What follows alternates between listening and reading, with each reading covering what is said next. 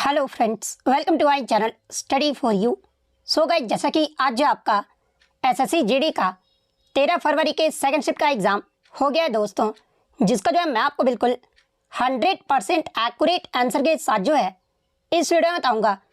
तो देख लेते हैं कि किस प्रकार की जो है आज आपके 13 फरवरी के सेकंड शिफ्ट के एग्ज़ाम में जो है प्रश्न पूछे गए हैं। उससे पहले एक बात और दोस्तों, कि जिन्होंने भी अगर चैनल को सब्सक्राइब नहीं किया है तो एसएससी जीडी एग्ज़ाम से रिलेटेड पल की अपडेट के लिए जो है चैनल को सब्सक्राइब ज़रूर कर दीजिएगा। और बगल में ही आपको एक बेल आइकन यानी घंटे का निशान भी दिख रहा होगा, तो आप उसे भी जो है ज़रूर प्रेस कर दीजिएगा। तो चलिए वीडियो को स्टार्ट करते हैं। तो आपका पहला क्वेश्चन आया था कि प्रार्थना समाज के संस्थापक कौन थे, यानी प्रार्थना समाज की जो स्थापना है ना, ये किसके द्वारा जो वो किया गया था। तो देखिए, प्रार्थना समाज की जो स्थापना है ना, ये आत्माराम पांडुरंग के द्वारा 31 मार्च 1867 को जो है मुंबई में इसकी स्थापना जो वो किया गया था। तो आत्माराम पांडुरंग आपका करेक्ट आंसर होगा। इसके अलावा मैं आपको बता दूं कि जब केशव चंद्र सेन महाराष्ट्र आए थे ना, तभी जो है प्रार्थना समाज की स्थापना जो वो किया गया था। तो ये पॉइंट भी आप ध्यान में रखिएगा। इसके अलावा मैं आपको बता दूं कि इस समाज का जो उद्देश्य था ना, ये लोगों को एक ईश्वर में विश्वास दिलाना और केवल एक ईश्वर की ही पूजा करना, इस समाज का जो वो मुख्य उद्देश्य था। तो ये पॉइंट भी आपको ध्यान में रखना है। इसके अलावा अगर अन्य समाज की बात कर ले जहाँ से एग्जाम में प्रश्न पूछा जाता है, जैसे कि आर्य समाज की स्थापना, ये जो है किसके द्वारा किया गया था। तो देखिए, आर्य समाज की जो स्थापना है ना, ये स्वामी दयानंद सरस्वती के द्वारा 10 अप्रैल 1875 को जो है मुंबई में इसकी स्थापना जो वो किया गया था। ब्रह्म समाज की बात कर ले तो देखिए, ब्रह्म समाज की जो स्थापना है ना, ये 20 अगस्त 1828 को जो है कोलकाता में राजा राम मोहन रॉय के द्वारा जो वो किया गया था। सत्य शोधक समाज की जो स्थापना है ना, ये आपके वर्ष 1873 में जो है महात्मा ज्योतिबा फुले के द्वारा जो वो किया गया था। रामकृष्ण मिशन की जो स्थापना है ना, ये 1897 में जो है स्वामी विवेकानंद के द्वारा जो वो किया गया था। तो ये सारे फैक्ट जो आपको ध्यान में रखना है। नेक्स्ट क्वेश्चन आपका यहाँ पर आता है कि दक्षिण मूर्ति पिल्लई, ये जो आपके किस वाद्य यंत्र से संबंधित है। तो देखिए, दक्षिण मूर्ति पिल्लई की बात कर ले तो ये जो आपका मृदंगम वाद्य यंत्र से संबंधित है। तो मृदंगम आपका करेक्ट आंसर होगा। और देखिए, इन्हीं से मिलता जुलता एक और आपका नाम है, जिनका नाम गोविंद स्वामी पिल्लई है। तो देखिए, ये जो आपके गोविंद स्वामी पिल्लई है ना, एक आपके वायलिन वादक थे। तो ये फैक्ट भी आप ध्यान में रखिएगा। नेक्स्ट क्वेश्चन आपका यहाँ पर आया था कि एसएसबी यानी सशस्त्र सीमा बल के जो है नए महानिदेशक के रूप में जो है हाल ही में किसे नियुक्त किया गया है। तो देखिए, मैं आपको बता दूं कि 17 सितंबर 2024 को जो है आपके सशस्त्र सीमा बल के जो नए महानिदेशक के रूप में जो है ये आपके अमृत मोहन प्रसाद को जो वो नियुक्त किया गया है। तो अमृत मोहन प्रसाद आपका करेक्ट आंसर होगा। और अमृत मोहन प्रसाद जो ये किसका स्थान लिए है, तो ये दलजीत सिंह का जो वो स्थान लिए हैं। तो ये पॉइंट भी आप ध्यान में रखिएगा। इसके अलावा अगर बात कर ले एसएसबी की स्थापना, ये जो है कब हुआ था। तो देखिए, एसएसबी की जो स्थापना है ना, ये आपके 1962 के भारत चीन युद्ध के बाद जो है इसकी जो स्थापना है ना, ये आपका 1963 में जो वो किया गया था। तो ये पॉइंट भी आप ध्यान में रखिएगा। इसके अलावा बात कर ले एसएसबी जो ये कहाँ तैनात होते हैं। तो देखिए, एसएसबी जो होते हैं ना, ये आपके भारत नेपाल सीमा पर और भारत भूटान की सीमा पर जो ये तैनात होते हैं। तो ये पॉइंट भी आप ध्यान में रखिएगा। और एसएसबी जो ये आपका किस मंत्रालय के अधीन आता है, तो ये आपका गृह मंत्रालय के अंतर्गत आते हैं। तो ये फैक्ट भी आप ध्यान में रखिएगा। और एसएसबी का मुख्यालय कहाँ पर है, तो ये आपका नई दिल्ली में स्थित है। नेक्स्ट क्वेश्चन आपका आ रहा था कि तमिलसिलाई सुंदरराजन 2024 में जो है किस राज्य की राज्यपाल थी और 2024 में जो है ये आपका राज्यसभा का चुनाव लड़ी थी। तो देखिए, अगर तमिलसिलाई सुंदरराजन की बात कर ले तो ये जो आपके भारतीय जनता पार्टी से संबंधित एक भारतीय राजनीतिज्ञ है और इन्होंने जो है तेलंगाना के दूसरे राज्यपाल के रूप में भी जो वो कार्य किए हैं। और 18 फरवरी 2021 से 18 मार्च 2024 तक जो है ये आपके पुडुचेरी के उप राज्यपाल के रूप में भी जो है ये जो है कार्य जो वो की थी। यानी पुडुचेरी के उपराज्यपाल के रूप में जो है इन्हें अतिरिक्त प्रभार भी जो वो दिया गया था। तो पूछा गया था कि किस राज्य के राज्यपाल रही थी 2024 तक। तो ये आपका तेलंगाना राज्य के जो है वो राज्यपाल जो है वो रही थी। तो तेलंगाना आपका करेक्ट आंसर होगा। नेक्स्ट क्वेश्चन आपका आ रहा था कि आपका जो है तितास साधु, ये जो आपके किस खेल से संबंधित है। तो देखिए, तितास साधु की बात कर ले तो ये जो आपके क्रिकेट से संबंधित है। और ये जो आपके घरेलू क्रिकेट में भारतीय महिला राष्ट्रीय क्रिकेट टीम और बंगाल के लिए जो वो खेलती है। और इन्होंने वर्ष 2023 का जो एशियाई खेल हुआ था ना, उसमें भारत को क्रिकेट में जो है ये आपका गोल्ड मेडल जो वो दिलाई थी। तो ये पॉइंट भी आप ध्यान में रखिएगा। इसके अलावा मैं आपको बता दूं कि 2023 के अंडर 19 महिला T20 विश्व कप जीतने वाली जो है भारतीय टीम का भी जो है ये हिस्सा जो वो रही थी। और फाइनल में इन्हें जो है प्लेयर ऑफ द मैच भी जो वो चुना गया था, इसलिए ये जो है चर्चा में रही थी और ये प्रश्न जो आपसे पूछा गया था। तो क्रिकेट आपका यहाँ पे करेक्ट आंसर होगा। नेक्स्ट क्वेश्चन आपका बता था कि which is the poorest state of India in 2023, यानी जो आपका national multi dimensional poverty index, यानी जो आपका राष्ट्रीय गरीबी बहुआयामी सूचकांक जो जारी किया गया ना 2023 में, इसमें सबसे गरीब वाला राज्य कौन सा है? तो देखिए इसमें सबसे गरीब वाला जो राज्य है ना ये आपका बिहार राज्य है। लेकिन मैं आपको बता दूं कि बिहार आपके ऑप्शन में नहीं दिया गया था। फिर देखिए 2023 में आपका बिहार के बाद दूसरा जो सबसे गरीब राज्य था ना ये आपका झारखंड राज्य था। झारखंड के बाद जो है आपका उत्तर प्रदेश रहा था, तो ऑप्शन में आपका झारखंड दिया गया था, तो झारखंड आपका यहाँ पे करेक्ट आंसर होगा। अब बहुत देखिएगा, आप खुद ही देखिएगा कुछ बच्चे आके कमेंट्स करेंगे कि सर बिहार ऑप्शन में नहीं था, तो मैं खुद ही बता दी हूँ कि बिहार ऑप्शन में आपका नहीं दिया गया था, तो बिहार ऑप्शन में नहीं था तो झारखंड फिर आपका यहाँ पे करेक्ट आंसर होगा। लेकिन फिर भी एक्स्ट्रा ऑर्डिनरी बनने के लिए कुछ कमेंट आके करेंगे ही, क्योंकि उन्हें सिर्फ आंसर की से मतलब है। क्वेश्चन देखेंगे यहाँ पर बिहार लिखा हुआ है तो आप कमेंट्स करना शुरू कर देंगे। फिर से मैं बोल दूं कि झारखंड ऑप्शन में दिया गया था, झारखंड आपका यहाँ पे करेक्ट आंसर होगा। वहीं अगर सबसे कम गरीब राज्य के बारे में पूछा जाए तो देखिए 2023 के आपका राष्ट्रीय बहुआयामी गरीबी सूचकांक में सबसे कम जो गरीब राज्य रहा था ना ये आपका केरल राज्य रहा था, तो ये पॉइंट भी आपको ध्यान में रखना है। नेक्स्ट क्वेश्चन आपका रहा था कि कन्नौज राजवंश के जो है संस्थापक कौन थे? हालांकि क्वेश्चन आपका इस प्रकार से था कि शुंग वंश के अंतिम शासक देवभूति की हत्या कर जो है कन्नौज राजवंश की स्थापना जो वो किसने किया था? तो क्वेश्चन सिंपल सा पूछने का मतलब आपका यही था। बस आपको क्या करता है टीसीएस की थोड़ा क्वेश्चन घुमा के देता है कि बच्चों को आपका क्वेश्चन पढ़ने में थोड़ा टाइम लगे और उसमें जो है आपका टाइम जो वो मैनेजमेंट ना हो पाए। ठीक है, तो सिंपल सा क्वेश्चन आपका था कि कन्नौज राजवंश के संस्थापक कौन थे? तो देखिए कन्नौज राजवंश के जो संस्थापक थे ना ये आपके वासुदेव थे, तो वासुदेव आपका करेक्ट आंसर होगा। और देखिए कन्नौज राजवंश का जो शासन काल है ना ये आपका 73 ईसा पूर्व से लेकर जो है 28 ईसा पूर्व तक रहा था। इसके अलावा बात कर ले शुंग वंश के अंतिम शासक का नाम अगर एग्जाम में पूछा जाए तो देखिए शुंग वंश के जो अंतिम शासक थे ना ये आपके देवभूति थे, और देवभूति की हत्या करके ही जो है वासुदेव के द्वारा जो है कन्नौज वंश की स्थापना जो वो किया गया था।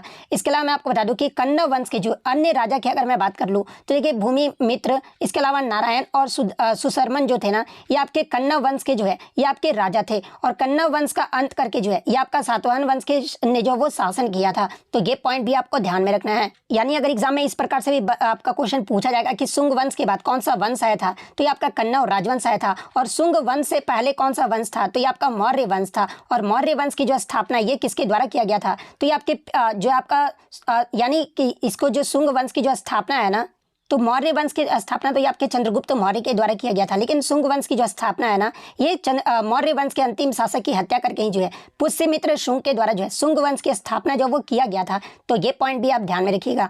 नेक्स्ट आपका क्वेश्चन यहाँ पर आया था कि निम्नलिखित में से कौन सा वेद जो है आपके संगीत से संबंधित है? तो देखिए चारों वेद में आपका जो ये सामवेद है ना ये आपका संगीत से संबंधित है, तो सामवेद आपका करेक्ट आंसर होगा। नेक्स्ट आपका क्वेश्चन यहाँ पर आया था, इसके अलावा मैं आपको बता दूं कि आपके 4 प्रकार के वेद हैं, और जिसमें सबसे पुराना जो वेद है ना ये आपका ऋग्वेद है, और ऋग्वेद में आपके 1028 सूक्त का संग्रह है, और इसमें आपके 10 मंडल में भी जो है आपका विभाजित किया गया है। तो ये पॉइंट भी आप ध्यान में रखिएगा। नेक्स्ट आपका क्वेश्चन यहाँ पर आया था कि भारतीय संविधान के किस अनुच्छेद में जो है मानव की तस्करी और जबरन श्रम पर जो वो रोक लगाया गया है? तो देखिए मानव की तस्करी और जबरन श्रम पर जो रोक है ना ये आपका अनुच्छेद 23 के तहत जो वो लगाया गया है, तो अनुच्छेद 23 आपका करेक्ट आंसर होगा। इसके अलावा मैं आपको बता दूं कि अनुच्छेद 23 और 24 जो है ना ये आपके शोषण के अधिकार के खिलाफ शोषण का अधिकार आ जाता है, यानी एक जो आपका मौलिक अधिकार है और शोषण का जो अधिकार है ये आपका अनुच्छेद 23 से 24 में वर्णित है, जो कि आपका एक महत्वपूर्ण मौलिक अधिकार है। और ये जो आपका अनुच्छेद 23 तो मैंने आपको बता दिया है, अनुच्छेद 24 जो है ना ये आपके बाल श्रम पर जो वो रोक लगाता है, यानी भारतीय संविधान का अनुच्छेद 24 जो है 14 वर्ष से कम आयु के बच्चे के सभी प्रकार के व्यावसायिक कार्यों कहने का मतलब कि फैक्ट्री, खान या फिर अन्य परिसंकटमय गतिविधियों में लगने पर आपके जो इनके खिलाफ जो है आपके खतरनाक व्यवसायों में कार्यों पर लगाने पर जो है ये आपका प्रतिबंध जो वो लगाया गया है, और ये जो आपका अनुच्छेद 24 में वो कहा गया है। तो ये पॉइंट भी आप ध्यान में रखिएगा। नेक्स्ट आपका यहाँ पर क्वेश्चन आया था कि गुरेही जो है ये किस भारतीय राज्य का जो है लोक नृत्य है? तो देखिए गुरेही की बात कर ले तो ये आपका हिमाचल प्रदेश राज्य का जो है एक लोक नृत्य है, तो हिमाचल प्रदेश आपका करेक्ट आंसर होगा।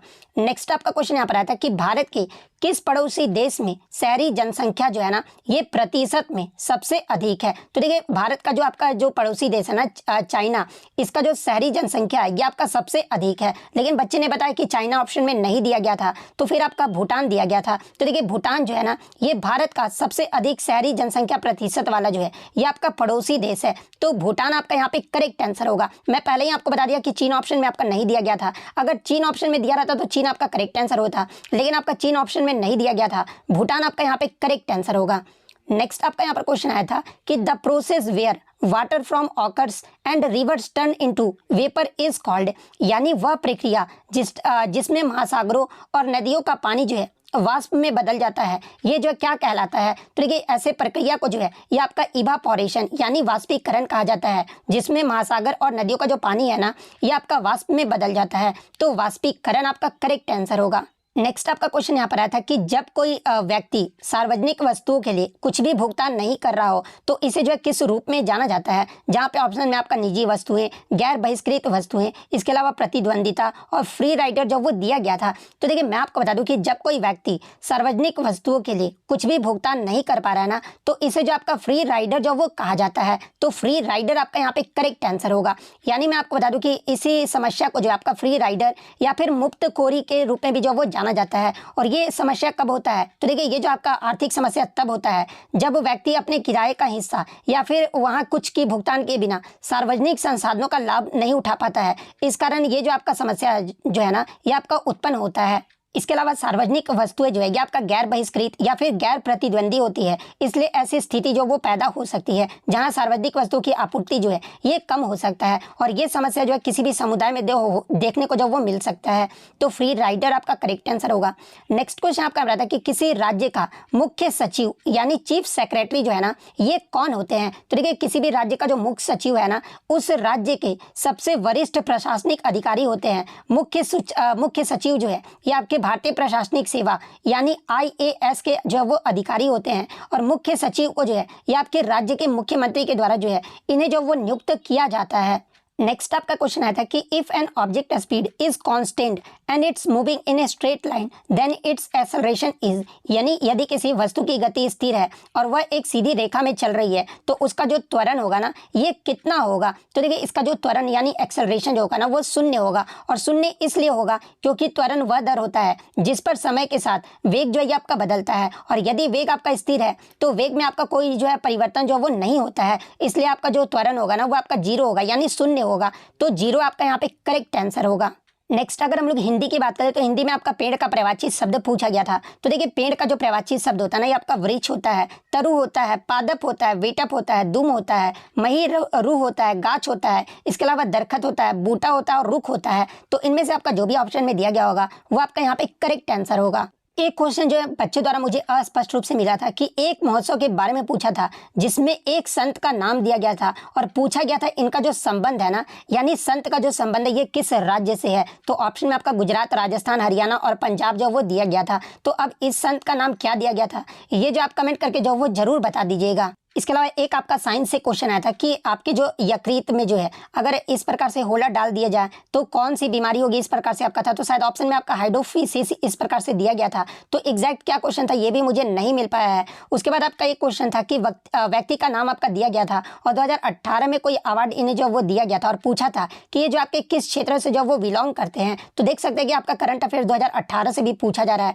तो ये तो कोई भी बच्चा नहीं कर पाया होगा, हालांकि नाम के अकॉर्डिंग पता चल सकता है कि ये किस क्षेत्र से संबंधित है। तो ये भी क्या प्रश्न आपसे पूछा गया था ये जो आप कमेंट करके जरूर बता दीजिएगा। इसके अलावा हिंदी में आपका विलोम शब्द जो था ये आपका इजी देखने को मिला था, लेकिन जो आपका पैसे यानी जो गद्यांश आया था ना वो बच्चे बोल रहे थे कि इस शिफ्ट में जो है गद्यांश जो था वो हार्ड लेवल का था। इसके अलावा अगर मैथ्स की बात करें तो मैथ्स में 4 टाइम दिए थे, जिसमें से जैसे कि एग्जांपल के तौर पे इन्होंने बताया कि 4 मिनट, 5 मिनट, 6 मिनट और 7 मिनट सर्कल में फिर उसी जगह कितने टाइम में आ जाएगा। इस प्रकार से आपका मैथ का प्रश्न जो वो देखने को मिला था। उसके बाद आपका हिंदी में एक क्वेश्चन आया था कि दिवाली जो ये कब मनाई जाती है, इसमें जो आपको तद्भव जो है वो भरना था। तो देखिए यहाँ पे आपका तद्भव शब्द क्या आएगा, तो ये आपका अमावस्या आ जाएगा। तो अमावस्या आपका यहाँ पे करेक्ट आंसर होगा। इसके अलावा एक आपका डिहाड मेला से भी प्रश्न पूछा गया था। तो ये प्रश्न भी एग्जैक्ट मुझे पता नहीं चल पाया है कि डिहाड मेला से जो है आपका क्या प्रश्न जो है वो पूछा गया था। इसके अलावा एक सिंपल इंटरेस्ट पे था जो कि आपका फॉर्मूला डायरेक्ट जो है आपको सिंपल इंटरेस्ट से पूछा गया था, जो कि बच्चे ने बताया कि ईजी ही जो वो पूछा गया था। उसके बाद अगर बच्चे के ओवरव्यू रिव्यू की बात कर ले तो इनके अकॉर्डिंग जो 13 फरवरी का सेकंड शिफ्ट था ना ये हार्ड की कैटेगरी में जो इनको देखने को मिला था और ये बच्चे बता रहे थे कि मैथ्स में पहला ही जो क्वेश्चन था ना, इनको गलत जवाब वो देखने को मिला था, जहाँ पर एक प्रश्न था कि एक व्यक्ति जो है कुछ 150 शेयर को बेचता है और जो गेन होता है ना सेलिंग प्राइस, वो आपका 50 शेयर्स के इस तरह से कुछ दिया गया था।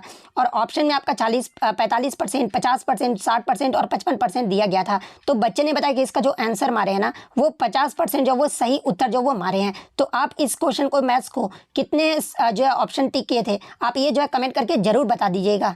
उसके बाद हिंदी में बताया कि पेट का पर्यायवाची आया था, तो ये तो मैंने आपको बता दिया। उसके बाद ये भी मैंने आपको बता दिया कि इसे जो आपका इवापोरेशन जो वो कहा जाता है। तो इतने क्वेश्चन जो है आज मुझे बच्चों के द्वारा मिले हैं, जो कि आपके 100% रियल और ऑथेंटिक हैं। तो अगर वीडियो अच्छी लगी हो तो वीडियो को जो है लाइक जरूर कर दीजिएगा, और इसी तरह रियल एनालिसिस पाने के लिए जो है चैनल को सब्सक्राइब जरूर कर दीजिएगा। तो मिलते हैं नेक्स्ट वीडियो में, तब तक thank you, all the best.